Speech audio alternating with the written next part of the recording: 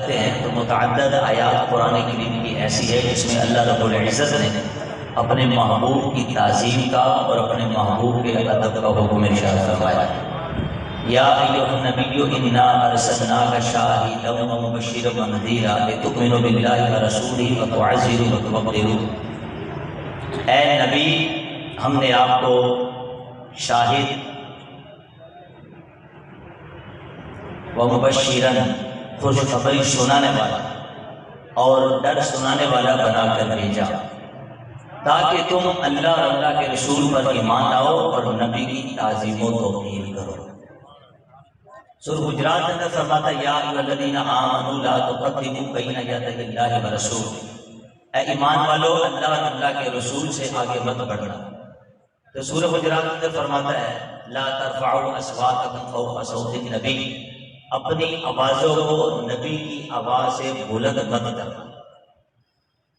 اور اسی طرح متعدد آیات کے اندر نبی اکرم شفیع معظم شاہ بنی آدم صلی اللہ علیہ وسلم کے ادب اور تعظیم کا حکم اللہ رب العزت نے ارشاد فرمایا ہے۔ سورہ نور میں فرماتا ہے لا تجعلوا دعاء الرسول بینکم کدعاء بعضکم بعضا، ایمان والو اپنے بلانے کی طرح، اپنے پکارنے کی طرح جس طرح آپس میں ایک دوسرے کو تم بلاتے ہو، نبی کو ایسے مت بلانا، نبی کو ایسے مت پکارنا۔ بخاری شریف کے اندر جب ہم چلتے ہیں تو حضرت عروہ بن مسعود جو بھی کافر تھے، اسلام نہیں لائے تھے، تو قریش کے کفار نے ان کو بھیجا کہ جاؤ جا کر نبی اکرم شفیع معظم صلی اللہ علیہ وسلم کے جو صحابہ کا جائزہ لو، ان کو دیکھو وہ کیا کرتے ہیں۔ عروہ بن مسعود کہتے ہیں میں جب وہاں پر گیا اور میں نے وہاں جا کے نبی پاک صلی اللہ علیہ وسلم کے صحابہ کرام کو حضور علیہ السلام کی تعظیم کرتے ہوئے دیکھا، پھر میں جب وہاں سے پلٹ کر اپنے ساتھیوں کے پاس گیا تو وہ کھڑے ہو کر انہوں نے کہا کہ میرے ساتھیوں، خدا کی قسم میں نے بڑے بڑے بادشاہوں کے دربار کو دیکھا، میں نے قیس و کسریٰ اور نجاشی کے دربار میں میں گیا، لیکن اتنی تعظیم، سبحان اللہ، نعرہ تکبیر، نعرہ رسالت، نعرہ تحقیق، ماشاءاللہ ہمارے ڈسٹرکٹ کے نگران سعید قذافی بابو ہماری محفل میں جلوہ فرما ہوا، ہم ان کو خوش آمدید کہتے ہیں۔ تو عروہ بن مسعود کہتے ہیں کہ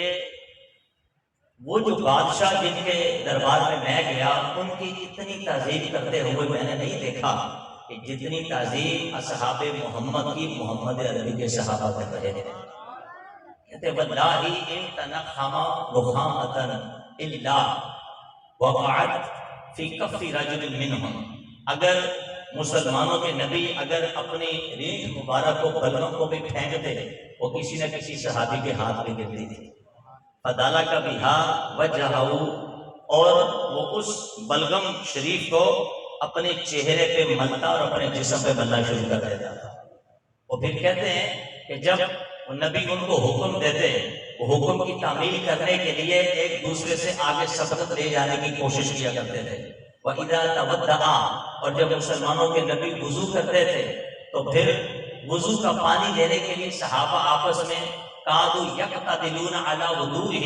وضو کا پانی حاصل کرنے کے لیے اس طرح سبقت کرتے تھے، یوں لگتا کہ جیسے حبیب ان کے اندر آپس میں لڑائی چھڑ جائے گی۔ اور پھر حال یہ تھا کہ جس وقت وَإِذَا تَكَلَّمَ، جب نبی پاک علیہ السلام کلام فرماتے، گفتگو فرماتے، خَفَضُوا أَصْوَاتَهُمْ عِندَهُمْ، تو پھر مصطفیٰ کے غلام، مصطفیٰ کے صحابہ کے سر حضور کی بارگاہ میں جھکے ہوئے نظر آتے تھے۔ اور پھر کہتے ہیں یہی نہیں بلکہ تعظیم لہو، نبی پاک علیہ السلام کی تعظیم اور جلال کی وجہ سے ان کی جو نظریں ہیں کما حقو مصطفیٰ کے چہرہ انور پہ پڑتی نہ تھی۔ سبحان اللہ، کہتے ہیں یہ شان ہے کہ انہوں نے تمہیں وَإِذَا عَرَضَ عَلَيْكُمْ اُتَّاتُ، نبی پاک علیہ السلام نے تمہیں دین کی رشد و ہدایت کا پیغام دیا ہے، لہذا فَأَقْبَلُوهَا، تمہیں چاہیے کہ تم اس کو قبول کر لو۔ یعنی عروہ بن مسعود ابھی اسلام لائے نہیں،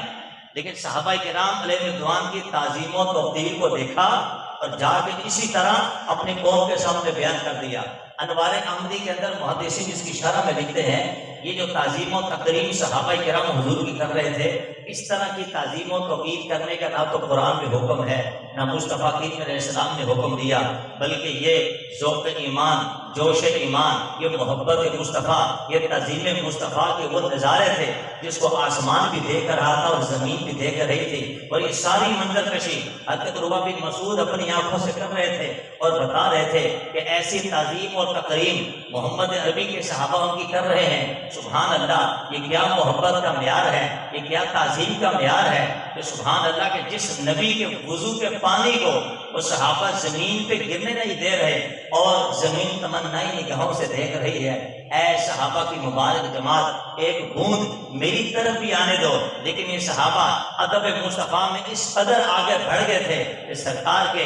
مبارک بلغم کو بھی لیتے ہیں تو اپنے چہرے پہ ملتے ہیں، اپنے جسم کے اوپر اس کو ملتے ہیں۔ آج اگر کسی کے ہاں اگر یہ رینٹھ لگی ہو تو ہمیں گن آتی ہے، اگر کسی کے وضو کے پانی کی چھینٹ ہمارے اوپر پڑ جائے تو یہ ویسے بھی مکروہ ہمیں اچھا نہیں لگتا۔ لیکن یہ صحابہ نبی پاک علیہ السلام کے وضو کے پانی کی برکت کو حاصل کرنے کے لیے آگے ہاتھ کرتے ہیں، ایک قطرہ بھی زمین کی طرف جانا نہیں دے رہے۔ پھر دیکھیے مسلم شریف کے اندر، بخاری شریف کے اندر حضرت انس بن مالک اس حدیث کے راوی کہتے ہیں کہ قد رأیت رسول اللہ صلی اللہ علیہ وسلم، میں نبی پاک علیہ السلام کو دیکھ رہا تھا کہ ایک حجام نبی پاک علیہ السلام کے بال کو اتار رہا تھا۔ میں نے مصطفیٰ کے صحابہ کو دیکھا کہ انہوں نے حضور کو اپنے جھرمٹ میں لیے ہوئے ہیں، اور جب حجام مصطفیٰ کریم علیہ السلام کے سر انور سے بال کو اتار رہا تھا تو صحابہ ہاتھ ایسے لیے کھڑے تھے جیسے کوئی کٹورے لیے کھڑے ہوتا ہے، اور اسی امنگ اور امید میں تھے کہ کوئی بال مصطفیٰ کا گرنے نہ پائے،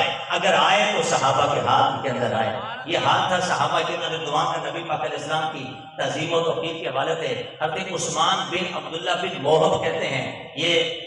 بخاری کے حدیث پاک کہتے ہیں کہ حضرت ام سلمہ نبی پاک علیہ السلام کی زوجہ مبارکہ کے بعد سرکار کے منہ مبارک تھے، ان کے پاس ایک چاندی کی ڈبی تھی، اس کے اندر منہ مبارک تھے، میرے گھر والوں نے مجھے بھیجا اور ایک بوتل کی پانی کی بھی ایک پیالہ دیا اور کہا کہ جاؤ حضور علیہ السلام کے منہ مبارک کے پانی کو حاصل کرو۔ کہتے حال یہ ہوتا تھا کہ وہاں اگر کسی کو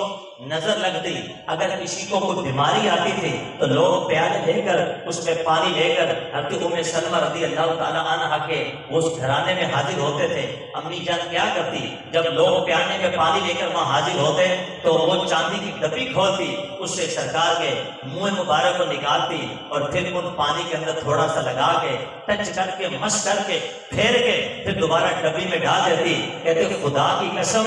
جتنے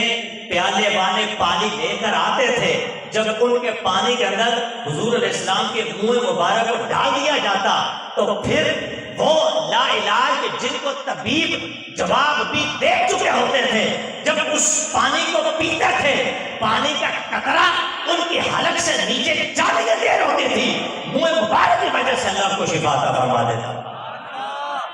تو پھر یہ صحابی کہتے ہیں میں آگے بڑھا، میں نے ڈبی میں دیکھا تو سرخ رنگ کے منہ مبارک تھے۔ سبحان اللہ، کیا شان ہے صحابہ کرام۔